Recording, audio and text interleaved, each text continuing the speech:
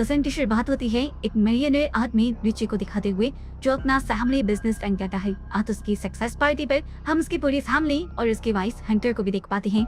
सब बहुत ज्यादा खुश थे। हंटर की जब से शादी हुई थी वो अपने आप में ही काफी अकेला महसूस करने लगी थी, क्योंकि हंटर के अलावा उसकी पूरी फैमिली बिजनेस के लिए चली जाती थी। उसे घर में बहुत अकेला फील होता था। अकेलेपन को काटने के लिए वो या गेम्स खेलती थी, स्केचिंग करती थी या कुकिंग करती थी, लेकिन उस सब के बावजूद भी वो थक जाया करती थी। पूरा दिन उसे इंतजार रहता था कि कब रिची घर आए और वो रिची से बहुत ज्यादा बातें करे।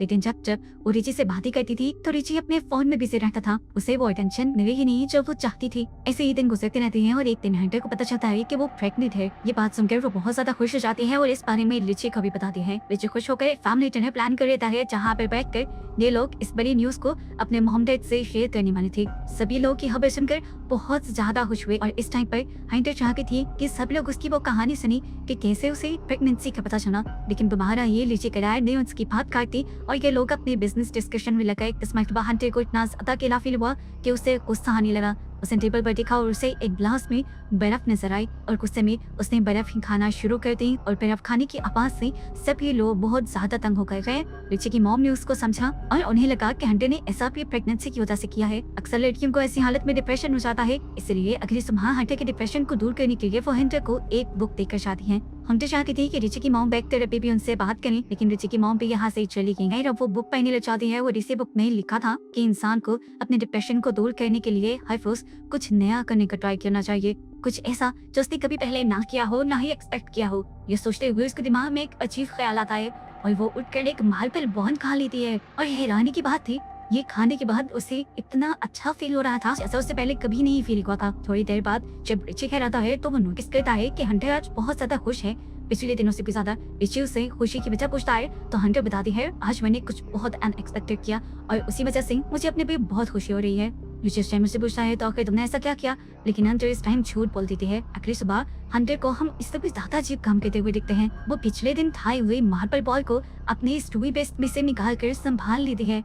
अब जहाँ हंटर पहले ही अपने अकेलेपन से लड़ रही थी, वहीं पर रिची की मॉम भी अब हंटर से अजीबोगरीब सवाल करने लगे, जैसा कि वो शादी से पहले क्या करती थी, उसकी फैमिली क्या करती थी। अब हंटर जो थी वो एक मिडिल क्लास बैकग्राउंड से थी, इसे अपने बारे में बताते हुए थोड़ी सी शर्मिंदगी भी होती है। और ये सब सुनते हुए रिची की मॉम से कहते हैं, तो फिर तो तुम बहुत ज्यादा लकी हो कि तुम्हारी शादी रिची से हो गई और तुम्हारी अब दुनिया ही बदल गई। हंटर उनकी बातों से और दुखी हो गई, क्योंकि वो अपनी लाइफ से अभी भी सेटिस्फाई नहीं थी। आज उसे इतना ज्यादा बुरा लग रहा था कि अपनी फीलिंग्स को कम करने के लिए उसने सफाई करना शुरू कर दी। और तभी वैक्यूम क्लीनर के साथ एक थंब टैग जुड़ गया। वो नुकीला था, लेकिन फिर भी हंटर को उसे खाने का दिल किया। उसे मुंह में बिठा लिया, लेकिन ये थंब टैग उसकी जुबान में बुरी तरह चुप गया। पहले तो उसने निकाल कर उसे किचन काउंटर पर रख दिया, लेकिन पूरा दिन उसे यही फीलिंग आती रही कि उसे खा लेना चाहिए। इसलिए जोश में आकर उसने थंब टैग मुंह में डाला और आखिर निकल लिया। खाते हुए ये थंब टैग उसकी पूरी फूड पाइप को चीरता हुआ गया था। इन्हीं उसके जिस्म के अंदरूनी हिस्से भी जख्मी हो गए थे, लेकिन इसके बावजूद ये थंब टैग खाने के बाद थी उसे बहुत अच्छी फीलिंग आ रही थी। रात में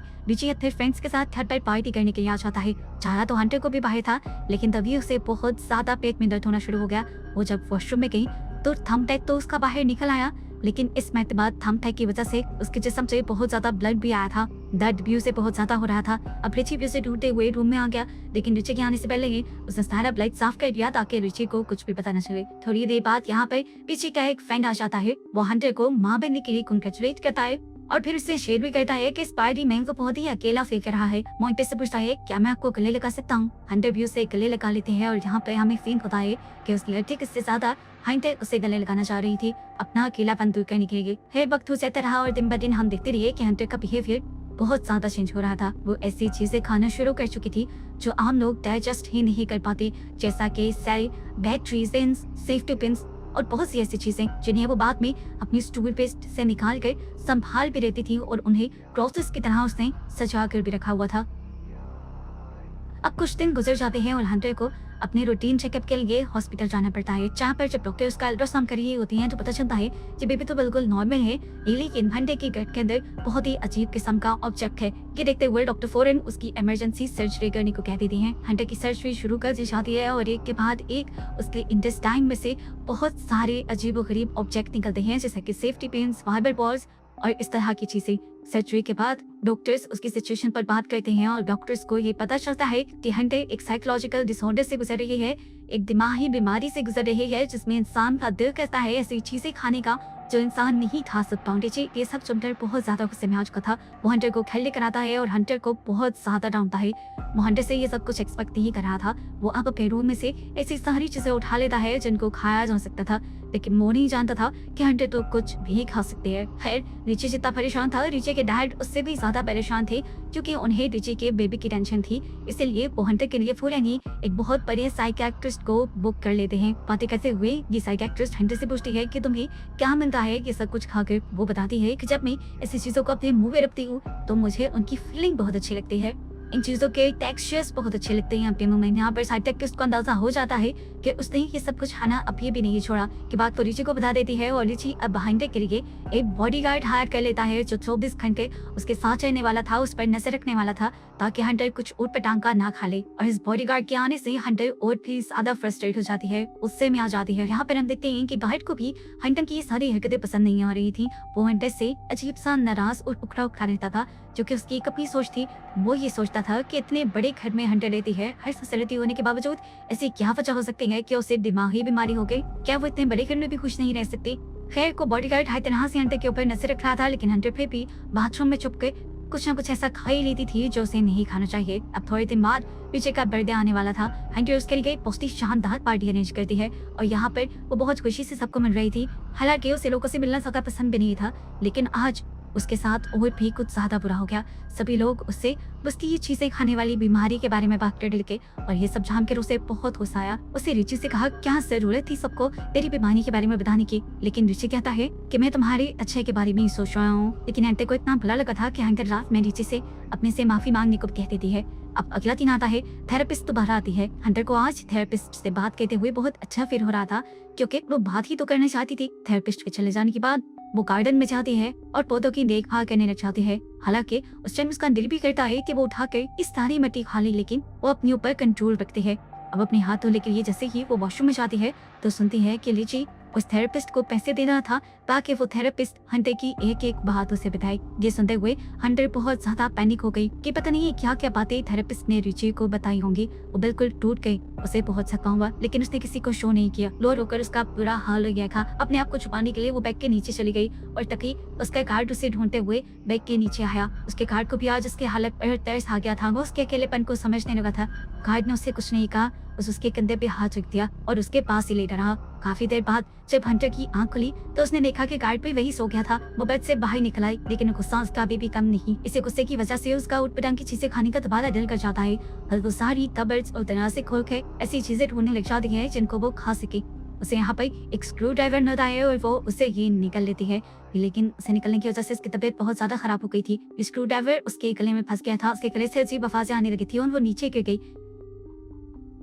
यह आवाजें सुनकर उसका गार्ड भी उठ गया और फौरन उसे देखने लगा। उसकी हालत इतनी खराब थी कि उसने एम्बुलेंस को बुला लिया। फौरन उसे हॉस्पिटल ले जाया गया, जहाँ से ऑपरेशन करने के बाद उसके गले से उस स्क्रू ड्राइवर को बाहर निकाल लिया गया। शुक्र था कि उसके बेबी को नुकसान नहीं हुआ था। अब रिची और रिची की फैमिली को हंटर से ज्यादा हंटर के बेबी की टेंशन हो गई थी, इसलिए वो फैसला करते हैं कि वो हंटर को एक साइकिक हॉस्पिटल में भेज देंगे जहाँ 24 घंटे उस पर नजर रखी जाएगी और ऐसे उनका बेटी सेफ रहेगा। बेबी के पैदा होने के बाद वो आजाद हो जाएगी, यानी वो घर वापस आ जाएगी। हंटर मान तो नहीं रही थी, लेकिन रिची ने कहा कि अगर तुम इन पेपर्स पर साइन नहीं करोगी तो मैं तुम्हें डाइवोर्स दे दूंगा। इस वजह से उसे ये सब मानना पड़ा। उसका गार्ड जो अब उसकी फीलिंग समझने लगा था, उसे अब हंटर की हालत पर बहुत तरस आने लगा था। खैर अगले दिन दिखाया जाता है कि हंटर को छोड़ने के लिए रिची की पूरी फैमिली जा रही थी और साथ साथ उसका गार्ड भी था। तभी जाते हुए एकदम से हंटर वापस अपना चार्जर लेने के बहाने थके अंदर चली जाती है और उसका गार्ड भी भागते हुए उसके पीछे आता है। यहाँ गार्ड देखता है कि हंटर वहाँ से भागने की कोशिश कर रही थी। इस मर्तबा गार्ड को भी उस पर तरस आ गया और उसके बारे में किसी को बताने के बजाय उसने हंटर को यहाँ से भागने का मौका किया। और जैसे ही बाकी सब लोग घर के अंदर आए तो उसने सबको हंटर से डिस्ट्रैक्ट करने के लिए बताया कि वो दूसरे रास्ते की तरफ भाग गई है। जबकि कुछ ही देर बाद हमें दिखाया गया कि हंटर भागते हुए जंगल के रास्ते से एक होटल आ पहुंची थी, जहाँ आकर वो सबसे पहले इस होटल के बाहर से बहुत सारी सोई यानी मिट्टी लेती है और होटल के अंदर एक रूम बुक करके उसे खाने ले जाती है। फिर थोड़ी देर बाद वो रिची को कॉल करती है और उसे बताती है कि मैं वहाँ से भाग आई हूँ, मुझे तुम्हारे साथ रहना ही नहीं और मैं ये बेबी भी तुम्हारी ही वजह से ले रही थी, लेकिन तुमने मुझे ठीक तरह से एक्सेप्ट ही नहीं किया, तुमने मुझे टाइम भी नहीं दिया और अब तो तुमने मुझे डाइवोर्स की धमकी दे दी है। और अब मुझे ये बेबी भी नहीं चाहिए। लीची को ये सारी बातें सुनकर बहुत दुख हुआ। इससे पहले कि हंटर कुछ गलत कर लेती, लीची उससे रिक्वेस्ट कहता है कि ऐसा मत करो, अपनी से छोड़ दो और घर वापस आ जाओ। हंटर जब ना में जवाब देती है, लीची उससे समझाता है, देखो हंटर, तुम्हारे पास कोई स्किल नहीं है, कोई डिग्री नहीं है, इस दुनिया में तुम इस तरह सर्वाइव नहीं कर पाओगी, तुम्हें मेरे सहारे की जरूरत है। लेकिन हंटर लीची की बात ही नहीं सुनती और कॉल काट देती है। पूरी रात वो टीवी देखते हुए और स्थाई खाते हुए गुजारती है। हंटर अगले दिन उस होटल से भी निकल जाते हैं और अपनी मॉम को कॉल करते हैं, अपने साथ होने वाली ये सारी चीजें बताती है। उसे आज अपने पे ये गुस्सा आ रहा था। वो जानती थी कि ये सब उसके साथ क्यों हो रहा है। ये मसला उसे अब से नहीं था बल्कि बचपन से था, क्योंकि इसके बायोलॉजिकल फादर, असली डैड उसे छोड़ गए थे। उसकी मॉम बहुत ज्यादा रिलीजियस थी, इसीलिए वो इस दुनिया में आ गई, नहीं तो आज शायद वो पैदा भी ना होती। ये सारे एहसास उसे आज तक तंग करते थे। आज उसने फैसला कर लिया था कि वो अपने असली डैड से मिलकर ही रहेगी। अपनी मॉम से जबरदस्ती उनका पता लेते हुए वो उनके घर पहुंच जाती है। यहाँ जाने पर वो दिखती है कि किसी की बर्थडे पार्टी चल रही थी। ये उसके स्टेम्परेडर की, यानी उस आदमी के बेटे की बर्थडे पार्टी की। उन्होंने हंटर से कुछ भी नहीं पूछा, क्योंकि उन्हें लगा कि हंटर उनके बेटे की किसी दोस्त की मॉम है। लेकिन उसने बताया कि मैं यहाँ की गेस्ट नहीं बल्कि मैं तुम्हारी बेटी हूँ। ये सुनते हुए वो आदमी उसे अकेले में ले जाता है और पूछता है कि आखिर तुम यहाँ क्यों आई हो। लेकिन यहाँ पर हंटर उल्टा ही उससे सवाल कर लेते हैं कि आखिर तुमने मुझे छोड़ा क्यों, और अगर छोड़ना ही था तो तुम मेरे मॉम के साथ रहिए ही क्यों। तो वो आदमी कहता है, हाँ मैं मानता हूँ कि मेरी गलती है, मुझे ये सब नहीं करना चाहिए था, लेकिन जब मैंने ये सब किया था मैं अपने आप को बहुत ताकतवर मानता था और अपनी ताकत के ही नशे में मैंने तुम्हारी मॉम के साथ बहुत बुरा किया। लेकिन जब मैंने जेल में इस जुर्म में 7 साल गुजारे तो मुझे समझ आ गया कि अच्छा क्या है और बुरा क्या। यहाँ आएंगे दोनों बातें करते करते बहुत ही ज्यादा इमोशनल हो जाते हैं। हंटर को फील होता है कि ये आदमी अपने किए पर शर्मिंदा है, इसलिए वो उससे कुछ ना कहकर यहाँ से बाहर चली जाती है। अब उसकी मॉम ने भी उसे अपनी साथ रखने से मना कर दिया था और रिची का घर तो वो छोड़ आई थी। उसे अब अपनी लाइफ में मूव ऑन करना था, आगे बढ़ना था जैसे वो चाहती थी। वो एक डॉक्टर के पास जाती है और उनसे अबॉर्शन पिल लेकर एक पब्लिक वॉशरूम में अपना अबॉर्शन लेती है। वो जानती थी वो जो कर रही है ठीक कर रही है।